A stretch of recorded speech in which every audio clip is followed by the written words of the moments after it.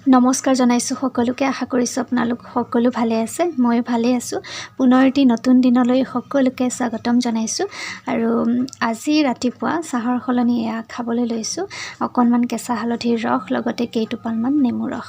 আৰু এয়া কেঁচা বুট মগুৰ লগতে লৈছোঁ। ৰাতিপুৱাৰ ভাগত হেনো তিয়ঁহ খালে খুব বেছি ভাল, সেইকাৰণে ৰাতিপুৱাৰ ভাগতে বেছিকৈ এনেকৈ খালী পেটতে খোৱা যায়। আৰু এইফালে আকৌ ৰান্ধিছোঁ আজি 3 বিধ দাইল একেলগে মিক্স কৰি, মাটিৰ দাইল, মগু আৰু মচু, লগতে অমিতা আৰু আলু দিছোঁ।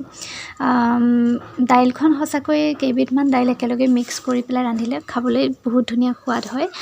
গতিকে মাজে মাজে এনেকৈ খোৱা যায় বাৰু।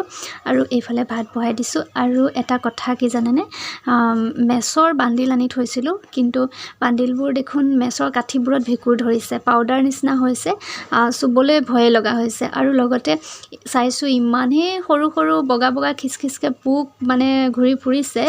এতিয়া মই তাকে ভাবিছোঁ কি কৰোঁ। ৰাতি চালোঁ, এনেকৈ থৈ দিলোঁ, একো নকৰিলোঁ। ৰাতিপুৱাৰ সময়ত এয়া গেছত এতিয়া অকণমান তাপ দিছোঁ। তাৰপিছতে এইবোৰ দেখিছেনে, বগা বগা পোক, কি চাহী নে কি নে মই ধৰিব পৰা নাই। তাপ দিছোঁ, তাপত ভাবিছোঁ যদি গুচি যায় যাওক, কিন্তু সিহঁতে মৰিও যোৱা নাই, এনেকৈ ঘূৰি আছে।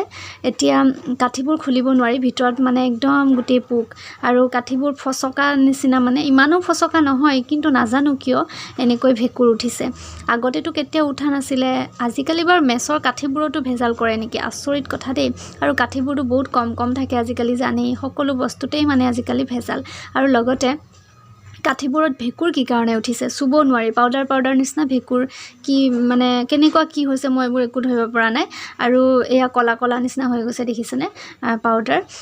কাঠিটো মানে জ্বলে বাৰু ঠিকেই, কিন্তু এনেকুৱা ধৰণৰ কিছুমান প্ৰব্লেম হৈছে। আৰু আপোনালোকৰো হৈছে নেকি বাৰু জনাবচোন। মেছৰ কাঠিত এনেকৈ পোক ধৰা মই এয়া প্ৰথম পালোঁ, আগতে কেতিয়াও পোৱা নাছিলোঁ। সেইকাৰণে সুধিছোঁ আপোনালোকক, কোনোবাই যদি জানে তেতিয়াহ'লে জনাব। এতিয়া আকৌ এইখিনি ৰ'দত দিম বুলি ভাবিছোঁ ভালদৰে।